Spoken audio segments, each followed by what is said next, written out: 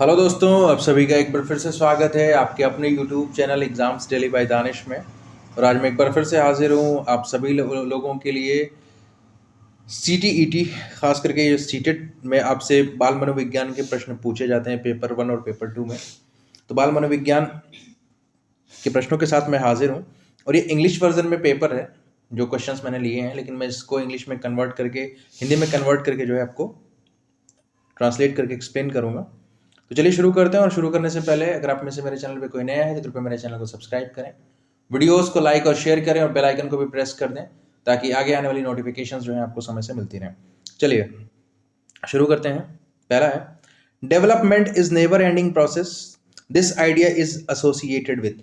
विकास कभी ना खत्म होने वाली एक प्रक्रिया है, यह विचार किससे संबंधित है? आपके ऑप्शन है ए, प्रिंसिपल ऑफ कॉन्टिन्यूटी, निरंतरता का सिद्धांत,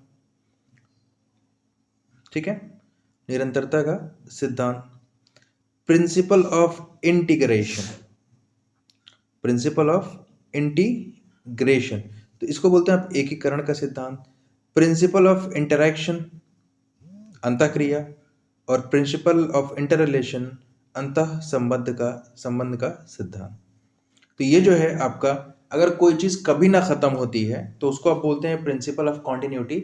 मतलब जो है निरंतरता का सिद्धांत, लगातार जो है कोई चीज़ चले तो उसको हम प्रिंसिपल ऑफ कॉन्टिन्यूटी वो में लेके जाएंगे, जो कभी ना ख़त्म होने वाली प्रोसेस है। ठीक है, a process which never ends is called what? A principle of, it will consider under principle of continuity. मतलब निरंतरता के सिद्धांत के अंतर ये प्रक्रिया आएगी। मतलब जो चीज़ कभी ख़त्म ही नहीं हो रही है, लगातार चल रही है, तो कंटिन्यू रहेगी ना। इस वजह से ऑप्शन नंबर 1 सही होगा। ठीक है, 4 distinct stages of children's intellectual development are identified by. देखिए, बच्चों के बौद्धिक विकास की 4 विशिष्ट अवस्थाओं की पहचान की गई है। ठीक है, जो बच्चे हैं उनकी बौद्धिक अवस्थाओं की 4 विशिष्ट अवस्थाओं की पहचान जो है किसके द्वारा इनमें से की गई है? आपके ऑप्शन से ए एरिक्सन, बी है स्किनर, सी है पियाजे और डी है कोहलबर्ग। इनमें से किसने जो है इसकी पहचान की है? तो आपका ऑप्शन जो है इसमें पियाजे, सी देख रहे हैं। The 4 distinct stages of children's intellectual development जो है ये आपका किसने किया है? पियाजे ने किया है। ठीक है, इस चीज का ध्यान आपको रखना है। ठीक है, चलिए अगला प्रश्न लेते हैं। Parents should play a fill in the blanks role in the learning process of young children. ठीक है, बच्चों की सीखने की प्रक्रिया में माता पिता को भूमिका निभानी चाहिए। कौन सी भूमिका? ठीक है, प्रोएक्टिव है जिसको आप बोलते हैं तटस्थ, सिंपैथिक सहानुभूतिपूर्ण, न्यूट्रल, सॉरी, जो आपका प्रोएक्टिव है उसको आप बोलेंगे अग्रोन्मुखी। ठीक है, सिंपैथिक का मतलब होगा सहानुभूतिपूर्ण, न्यूट्रल मतलब तटस्थ, ना इधर ना उधर, या नेगेटिव मतलब नकारात्मक। तो उनको जो ऑप्शन नंबर ए है उनको जो है प्रोएक्टिव मतलब अग्रोन्मुख जो है, अग्रोन्मुखी होना चाहिए पेरेंट्स को बच्चों के लर्निंग में। ठीक है, अगला प्रश्न है, the insight theory of learning is promoted by. सीखने का अंतःदृष्टि सिद्धांत को किसने बढ़ावा दिया? जो सीखने का अंतःदृष्टि सिद्धांत है उसको किसने बढ़ावा दिया? ए पावलव, बी है जीन पियाजे, सी वाइगॉत्स्की और डी है गेस्टाल्ट थियरिस्ट। तो इसको जो आप बोलेंगे गेस्टाल्टवादी जो सिद्धांत है, ठीक है, गेस्टाल्टवादी, ये इसको आप बोलेंगे। ठीक है ना, जब भी इनसाइट थियरी ऑफ लर्निंग आ जाए, ठीक है, अधिगम का सूझ सिद्धांत या ठीक है अंतर्दृष्टि सिद्धांत इसको आप बोलते हैं, तो ये गेस्टाल्ट थियरीज के अंतर्गत आता है, गेस्टाल्टवादी सिद्धांत के अंतर्गत आता है। इस चीज का ध्यान रखिएगा। अगला प्रश्न लेते हैं आपका, which of the following is not a sign of an intelligent young child. मतलब एक जो बच्चा है, ठीक है, जो कि बोला जा रहा है कि इनमें से कौन सा जो लक्षण है, इसको समझिएगा, वो लक्षण जो है एक बुद्धिमान बच्चे का नहीं है। ठीक है, one who carries on thinking in abstract manner, इसका मतलब है वह जो अमूर्त रूप से सोचता रहता है, तो ठीक है ये तो। उसके बाद one who can adjust one self in new environment, वह जो नए परिवेश में स्वयं को समायोजित कर सकता है, ठीक है। C one who has the ability to cram long essays very quickly, वह जो लंबे निबंधों को बहुत जल्दी रटने की क्षमता रखता हो। तो मैं आपको बता दूं कि जो एनसीएफ है 2005 वो रटने, ठीक है, याद करने, इन सारी चीज़ों के खिलाफ है, तो ये ऑप्शन नहीं होगा, ठीक है। ऑप्शन नंबर सी जो है आपका गलत होगा, क्योंकि आपसे पूछा गया which one of the following is not, यहाँ पे इस चीज़ का ध्यान रखिएगा, नॉट नहीं है, ठीक है। नेक्स्ट क्वेश्चन है वह which is the place where the child's cognitive development is defined in the best way, वह कौन सा स्थान है, ठीक है, वह कौन सा स्थान है जहां बच्चों की सॉरी हाँ वो कौन सा स्थान है जहां बच्चे के संज्ञानात्मक विकास को सबसे बेहतर तरीके से परिभाषित किया जा सकता है, पूछने का मतलब ये है यहाँ पे, ठीक है। ए है ऑडिटोरियम, बी है होम, सी है प्लेग्राउंड, डी है स्कूल एंड क्लास इन्वायरमेंट, ठीक है। डी है स्कूल एंड क्लास इन्वायरमेंट। तो इसमें जो है आपका सही आंसर क्या होगा, तो सही आंसर जो है आपका डी होगा कि स्कूल और क्लासरूम का जो इन्वायरमेंट है, ठीक है, उसमें जो है उसके जो बौद्धिक विकास, संज्ञानात्मक विकास को जो है अच्छे से परिभाषित किया जा सकता है। ऑप्शन नंबर डी जो है आपका वो बिल्कुल सही होगा। ऑडिटोरियम तो आप समझ सकते हैं ना कि ऑडिटोरियम किसको बोलते हैं, सभागार। होम घर, प्लेग्राउंड खेल का मैदान है, और विद्यालय एवं कक्षा का पर्यावरण। अगला प्रश्न है the stage in which a child begins to think logically about objects and events is known as, वह अवस्था जब बच्चा तार्किक रूप से वस्तुओं व घटनाओं के विषय में चिंतन करना प्रारंभ करता है।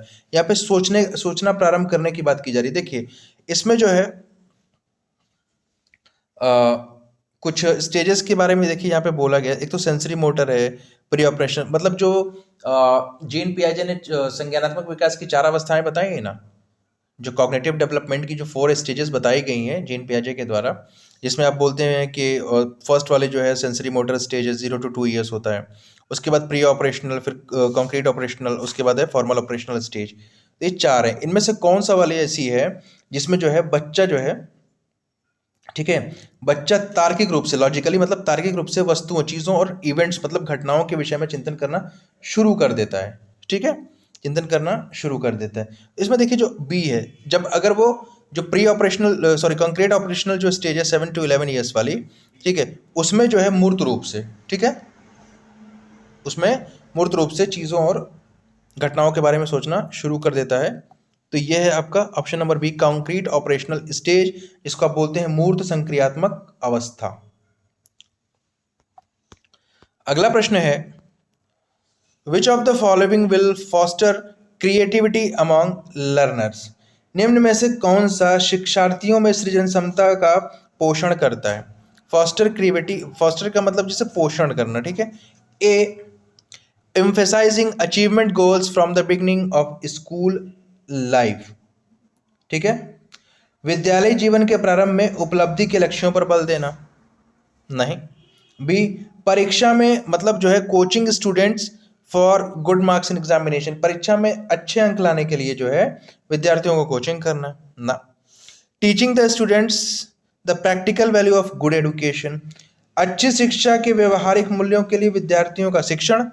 और डी है providing opportunities to questions and to nurture the innate talents of every learner, प्रत्येक शिक्षार्थी की अंतर जात जो मतलब जो होती है, अंतर्निहित जो होती है प्रतिभाओं का पोषण करना एवं प्रश्न करने के अवसर उपलब्ध कराना। तो अगर आप उनको इंटेलिजेंट बना रहे हैं, उनसे उनको क्वेश्चन करने का मौका दे रहे हैं, तो ये वाला ऑप्शन तो बेस्ट होगा, ऑप्शन नंबर डी, ठीक है। अगला प्रश्न है mind mapping refers, mind mapping refers, ठीक है, इसको बोलते हैं आप माइंड मैपिंग को कि मन का मानचित्र संबंधित है, जो मन का मानचित्र है वो संबंधित है, ठीक है। तो इसका जो सही आंसर होगा researching the functions of mind, मतलब मन की क्रियाशीलता पर अनुसंधान से। A drawing the picture of a mind, मतलब जो जहन है, जो माइंड है, उसका पिक्चर बनाना, मतलब चित्र बनाना। दूसरा researching the functions of mind, मतलब शोध करना किस पे, जो क्रियाशीलता फंक्शनिंग जो है, ठीक है।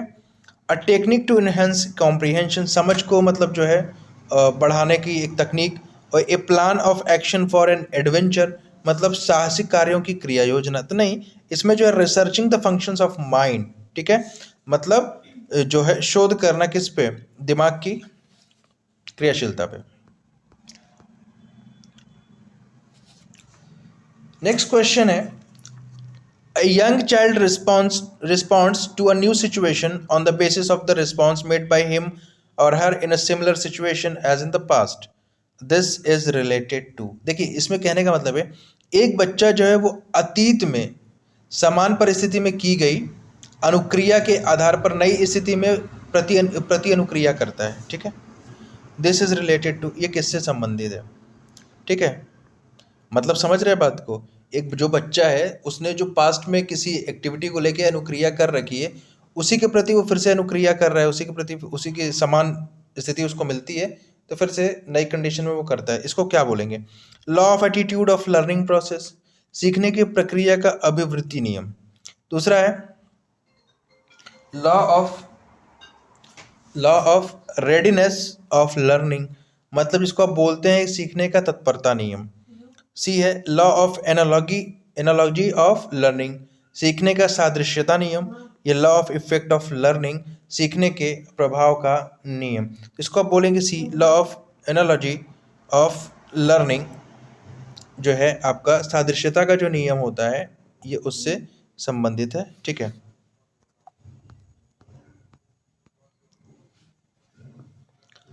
Education of children with special need should be provided, जो विशिष्ट आवश्यकता वाले जो बच्चे हैं उनको शिक्षा उपलब्ध कराई जानी चाहिए। ए इन स्पेशल स्कूल्स, मतलब विशेष जो उनके लिए विद्यालय हैं उसमें। B by special teacher in special schools, विशिष्ट शिक्षकों द्वारा विशिष्ट स्कूलों में, ठीक है। सी है along with other normal children, मतलब जो सामान्य बच्चे हैं उनके साथ। या डी है by methods developed for special children in special schools, विशेष विद्यालयों में विशेष बच्चों के लिए विकसित पद्धतियों के द्वारा। तो नहीं, इसका जो आंसर होगा वो आपका जो है C, along with other normal children. अगर आप इंक्लूसिव एडुकेशन की बात करेंगे ना, एडुकेशन जो प्रोवाइड कराई जानी चाहिए, तो सिंपल सी चीज़ है कि ये नॉर्मल बच्चों के साथ जो है उनको भी प्रोवाइड कराना चाहिए। तो ऑप्शन नंबर सी जो है आपका बिल्कुल सही है। अब नेक्स्ट क्वेश्चन है, बहुत इंपॉर्टेंट चीज़ है, ये बार बार पूछता है, एग्जामिनर का फेवरेट है। डिसलेक्सिया इज एसोसिएटेड विथ, ये विकार है जो कि पठन संबंधी। तो रीडिंग डिसऑर्डर जो आपका दिया हुआ है बिल्कुल सही होगा, ज़्यादा पढ़ने की जरूरत नहीं है। डिसलेक्सिया को बोलते हैं कि पठन संबंधी विकार का संबंध है, डिसलेक्सिया का संबंध है रीडिंग डिसऑर्डर से, पढ़ने में आने वाली समस्या से। चलिए अगला प्रश्न लेते हैं। Fill in the blanks is not a sign of being gifted, मतलब ये जो है this is not the sign of being gifted, ये प्रतिभाशाली होने का संकेत नहीं। इनमें से क्या जो है वो प्रतिभाशाली होने का संकेत नहीं है। आप ऑप्शंस को ध्यान से देखिए, जो ऑप्शन नंबर डी है फाइटिंग विद अदर्स, दूसरों से लड़ना जो है वो कब से जो है गिफ्टेड होने का, प्रतिभावान होने का ये चिन्ह होने लगा, लक्षण होने लगा, तो ये नहीं है, ठीक है। अगला है थोड़ा सा ये धुंधला है, sorry for that. Question number a student of V, मतलब कक्षा 5 का एक बच्चा with visual deficiency should be, उसको जो है मतलब देखने में थोड़ी सी तकलीफ है, विजुअल डिफिशियंसी है, ठीक है, उसको जो है थोड़ा कम देखता है, ठीक है ना, दृष्टिबाधित कह लीजिए, ठीक है। तो A treated normally in the classroom and provided support through audio CDs, मतलब नॉर्मल क्लासरूम में उसको पढ़ाना चाहिए और उस तरह से मतलब जो सुनने वाली सीडीज हैं वो उसको दिखानी मतलब देनी चाहिए। चलिए ठीक है। Given special treatment in the classroom, excused to do a lower level of work, help with his her routine work by parents and friends। देखिए इसमें कहने का मतलब है कि विद्यार्थी को के साथ कक्षा में सामान्य रूप से व्यवहार किया जाना चाहिए, ठीक है। उसके बाद है के साथ कक्षा में विशेष व्यवहार किया जाना चाहिए, को निचले स्तर पर नहीं, इसमें ऐसा कुछ नहीं है, ठीक है। उसका जो 17 का जो है ऑप्शन नंबर ए आपका बिल्कुल सही है कि उसको नॉर्मली ट्रीट करना चाहिए, और अगर उसको देखने में परेशानी है तो सीडीज वगैरह को प्रोवाइड कराना चाहिए, ठीक है, जिससे कि वो सीखने में उसकी मदद करे। तो ऑप्शन नंबर ए बिल्कुल सही है। नेक्स्ट है which of the following statements can not be considered as a feature of process of learning. इनमें से जो कौन सा कथन है सीखने की जो प्रक्रिया है उसकी विशेषता नहीं है, ठीक है। जो सीखने की प्रक्रिया लर्निंग प्रोसेस है वो उसकी कैरेक्टरिस्टिक, उसका एक फीचर नहीं है। लर्निंग इज गोल ओरिएंटेड, ठीक है। Unlearning is also learning process. Educational institutions are only place where, देखिए यहाँ पे ओनली लग गया ना, ये गलत है। सिर्फ और सिर्फ शिक्षण संस्थान में ही सीखना नहीं होता, सीखना बाहर भी हो सकता है, ठीक है। एजुकेशनल इंस्टीट्यूशंस ओनली, याद रखिएगा कीवर्ड, चाहे आप ईवीएस का पेपर सेक्शन सॉल्व कर रहे हो, चाहे आप मैथमेटिक्स का सॉल्व कर रहे हो, खास करके ये जो सीटेड है वो उसकी कुछ कीवर्ड्स हैं जहाँ पे रटने की बात हो, मतलब नोटिफिकेशंस की बात हो, जहाँ पे लर्न करने की बात हो, जहाँ पे पनिशमेंट की बात हो, ठीक है, जहाँ पे ओनली जिस ऑप्शन में आ जाए वो ऑप्शन उस क्वेश्चन का बिल्कुल गलत होगा। इस चीज़ का खास ख्याल रखिएगा, ठीक है। 8 बार सीटेड पास भी हूँ मैं इसी वजह से। I have qualified seated examination I think 8 times, not 1 2 3, it I think it is 8 times. Learning can be enriched if, सीखना समृद्ध हो सकता है यदि, इसको आप बोलेंगे एनरिच्ड का मतलब समृद्ध। कब? Teachers use different types of lecture and explanation, शिक्षक विभिन्न प्रकार के व्याख्यान और देखिए लेक्चर्स का मतलब होता है व्याख्यान देना, ठीक है, उसको एक्सप्लेन करना, और एक्सप्लेनेशन, ठीक है, स्पष्टीकरण, ठीक है ना। दूसरा, due attention is paid to periodic test in the class, कक्षा में आवधिक परीक्षाओं पर अपेक्षित ध्यान दिया जाए। Situations from the real world are brought into the class in which students interact with each other and the teacher facilitates। देखिए एक बात का ध्यान दीजिएगा, NCF 2005 ये कहता है कि जो एक टीचर है उसको ऑटोक्रेटिक नहीं रहना है, जो क्लास है वो चाइल्ड सेंटर्ड होनी चाहिए, ना कि टीचर सेंटर्ड होनी चाहिए, इस चीज़ का ध्यान रखिएगा। और teacher should be working as a facilitator, ठीक है। तो यहाँ पे देखिए फैसिलिटेट की बात आई है। दूसरी चीज़ ये बोला गया है कि जो सिचुएशंस हैं किसकी, वास्तविक संसार की जो सिचुएशन है उनको, जो अवस्थाएं हैं उनको कहाँ पे लाना चाहिए, हमको उसको लाना चाहिए क्लास में। मतलब बात समझ में आ रही है कि हमको क्या करना चाहिए, जोड़ना चाहिए किसको, क्लासरूम को जो है बाहर की दुनिया से जोड़ना चाहिए। तो ये ऑप्शन जो है ये बिल्कुल सही होगा, ठीक है, ये कभी गलत हो ही नहीं सकता। ऑप्शन नंबर सी जो है that would be right answer. अगला क्वेश्चन है, to make assessment a useful and interesting process one should be careful about.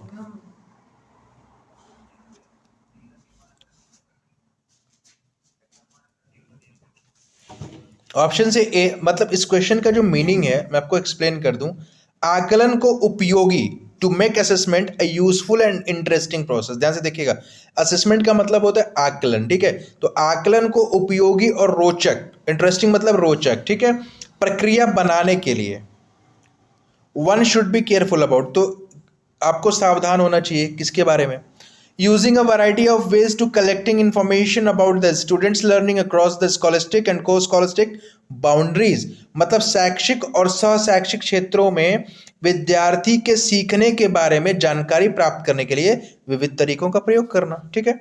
B, using technical language to give feedback, ठीक है, प्रतिपुष्टि देने के लिए, फीडबैक का मतलब होता है प्रतिपुष्टि, ठीक है, तकनीकी भाषा का प्रयोग करना।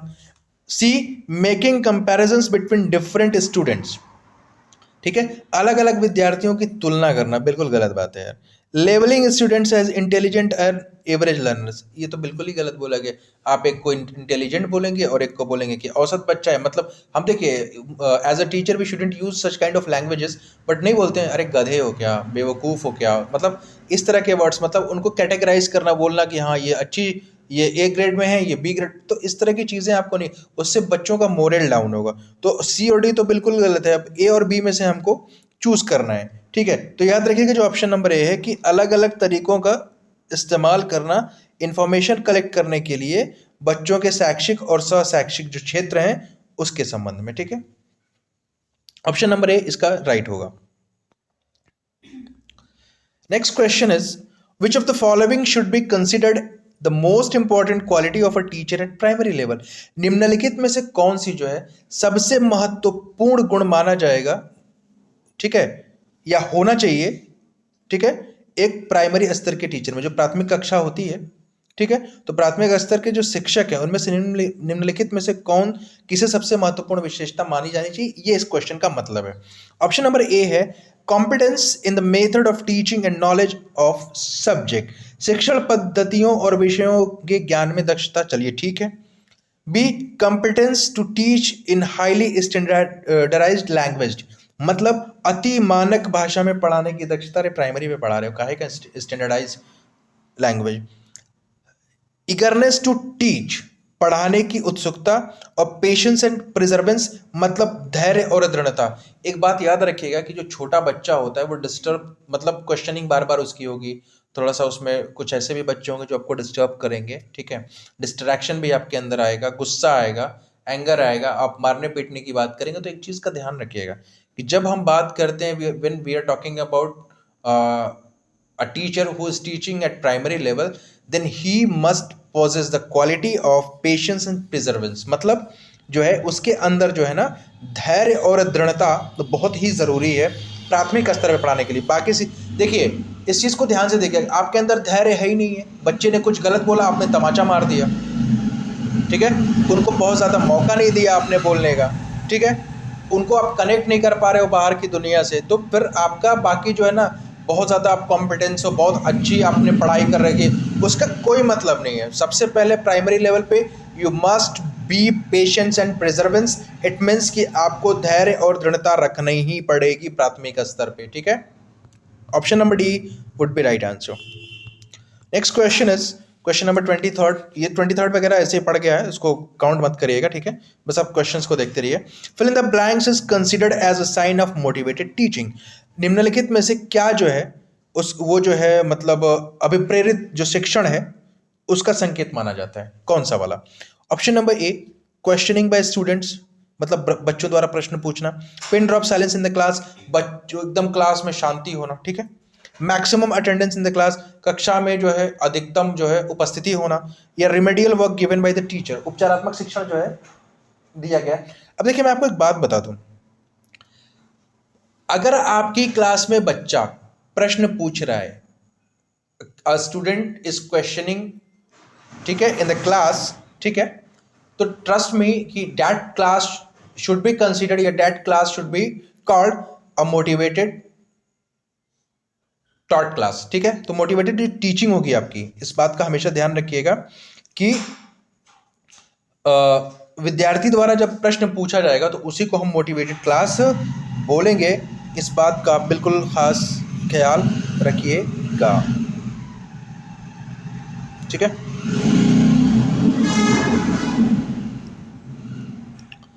Next question is at lower classes, मतलब निचली स्तर की जो कक्षाएं हैं, playway method of teaching is based on, तो उसमें जो खेल पद्धति है, शिक्षण की जो खेल पद्धति है, देखिए बोला ना प्लेवे मेथड ऑफ टीचिंग, पढ़ाने की पठन की जो है खेल विधि जो है वो आधारित है किस पे, साइकोलॉजिकल प्रिंसिपल्स ऑफ डेवलपमेंट, विकास एवं वृद्धि के मनोवैज्ञानिक सिद्धांतों पर। B sociological principles of teaching, शिक्षण के समाज शास्त्रीय सिद्धांतों पर। C theory of physical education programs, शारीरिक शिक्षा कार्यक्रमों के सिद्धांत पर। And D principles of methods of teaching, शिक्षण पद्धतियों के सिद्धांतों पर। तो जो प्लेवे मेथड होता है ना, जो हम लोग बोलते हैं नर्सरी वगैरह के जो बच्चे, मतलब प्लेवे या प्राथमिक स्तर पर जो बच्चे के मतलब खेल खेल में जो शिक्षण देना, तो ये जो है किस पे आधारित है, आपसे ये पूछा गया था, ठीक है। तो इस चीज़ का ध्यान रखिएगा कि इसमें जो है फिजियोलॉजिकल प्रिंसिपल्स ऑफ डेवलपमेंट, विकास एवं वृद्धि के मनोवैज्ञानिक सिद्धांतों पर ये आधारित है। बिल्कुल सीधा सा क्वेश्चन है, अगर इस तरह का प्रश्न आपसे बनता है तो आई थिंक कि आप इसको करके आएंगे। और अगर आप मेरे चैनल पर हैं तो कृपया चैनल को ज़रूर सब्सक्राइब कीजिएगा, वीडियोस को लाइक और शेयर ज़रूर करिएगा, लाइक करने से मोटिवेशन मिलता है, और जिन भाई बंधुओं को इसकी ज़रूरत है उसको शेयर ज़रूर करिएगा, ठीक है, because sharing is caring. Next question is A teacher should make an attempt to understand the potentialities of his or her students. एक अध्यापक को जो उसके बच्चे हैं उनके पोटेंशियल समझते हैं ना, पोटेंशियल का मतलब होता है उनकी क्षमताओं को, उनकी एबिलिटीज को समझने का प्रयास करना चाहिए, ठीक है। Which of the following fields is related to this objective, निम्नलिखित में से कौन सा जो क्षेत्र है वो इस उद्देश्य से संबंधित है। सिंपल सा है। ए मीडिया साइकोलॉजी, समझ रहे हैं, मीडिया मनोविज्ञान। बी एडुकेशन साइकोलॉजी, शिक्षा मनोविज्ञान। सी एडुकेशन सोशियोलॉजी, शिक्षा समाज शास्त्र। और डी सोशल साइकोलॉजी। तो इसमें कौन सा वाला जो है उससे संबंधित, तो बी याद रखिएगा, एडुकेशन साइकोलॉजी जो है उससे संबंधित है शिक्षा मनोविज्ञान, ठीक है। नेक्स्ट है, अकॉर्डिंग टू पियाजे at which of the following stages does a child begin to think logically about abstract position, ठीक है। ये क्वेश्चन शायद मैंने अभी पीछे लिया था, ठीक है, और फिर से ये रिपीटेड है, और जिसका आंसर मैंने आपको बताया था कि 7 to 11 कॉन्क्रीट ऑपरेशनल जो स्टेज है, ठीक है, कॉन्क्रीट ऑपरेशनल जो स्टेज है। लेकिन यहाँ पे एक चीज़ का ध्यान दीजिएगा, वो कुछ और कंडीशन थी, एक चीज़ मैं भूल गया यहाँ पे, लॉजिकली एब्स्ट्रैक्ट पोजीशंस की बात की गई है यहाँ पे, ठीक है। मतलब पियाजे के अनुसार निम्नलिखित में से कौन सी अवस्था में बच्चा अमूर्त, उसमें हमने मूर्त की बात की थी, इसमें अमूर्त की बात की है। तो जब अमूर्त की बात करेंगे, जब भी अमूर्त आ जाए आपके पास, ठीक है, तो डी जो है formal operational stage 11 year and above याद रखिएगा, ठीक है ना। इस क्वेश्चन का अर्थ ये है कि पियाजे के अनुसार निम्नलिखित में से कौन सी अवस्था में बच्चा अमूर्त संकल्पनाओं के विषय में तार्किक चिंतन करना आरंभ कर देता है। अमूर्त, तो जब अमूर्त की बात आ जाए तो लास्ट वाली जो अवस्था है फॉर्मल ऑपरेशनल स्टेज, ठीक है, औपचारिक संक्रियात्मक अवस्था जिसको आप बोलते हैं, वही वाली सही है। देखिए नेक्स्ट क्वेश्चन है, Kritika who does not talk much at home but talks a lot at school it shows that। Kritika एक बच्ची है जो घर पे बहुत बात नहीं करती है लेकिन स्कूल में वो ज़्यादा बात करती है। ये दर्शाता है क्या? she does not like her home at all, वो अपने घर को पसंद बिल्कुल नहीं करती है।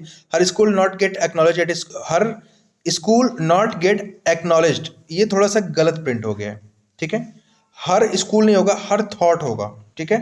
हर थॉट या हाँ उसकी जो सोच है, not gate acknowledged at school, ठीक है, उसके विचारों को जो है विद्यालय में मान्यता नहीं मिलती है। C the school provides opportunities to children to talk a lot, जो स्कूल है वो बच्चों को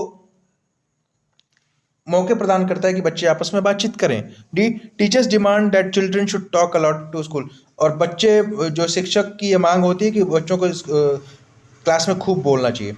इसमें जो है कौन सा आंसर सी, तो याद रखिएगा जो बी है, Kritika who does not talk much at home but talks a lot at school. यहाँ पे एक चीज़ का ध्यान रखिएगा, ये चीज़ थोड़ा सा गलत प्रिंटेड है। कृतिका घर पे बात नहीं करती है लेकिन स्कूल में बात करती है, तो यहाँ पे ना ये जो है नॉट, हर थॉट यहाँ पे होगा, हर thought get acknowledge at school होगा कि उसके जो विचार हैं उसको विद्यालय में मान्यता मिलती है, ठीक है, नहीं मिलती तो नहीं होगा। देखिए अगर आपकी बात को कहीं सुना जाएगा तभी आप बात करोगे, ठीक है ना, जहां नहीं सुना जाएगा वहां पे तो आप बात करोगे नहीं। तो उसकी बात को घर पे ध्यान नहीं दिया तो इसलिए वो घर पे बात नहीं करती है। लेकिन यहाँ पे बोला है ना but talks a lot at school, school में ज़्यादा बात करती है, क्योंकि उसकी जो थॉट है उसको स्कूल में मान्यता मिलती है। ये ऑप्शन गलत है, ठीक है, मैंने जहाँ से उठाया ये गलत है। हर थॉट गेट एक्नॉलेज्ड होगा, एट स्कूल होगा, नॉट नहीं लगेगा उसमें, मान्यता मिलती है होना चाहिए, मान्यता नहीं मिलती ये नहीं होना चाहिए।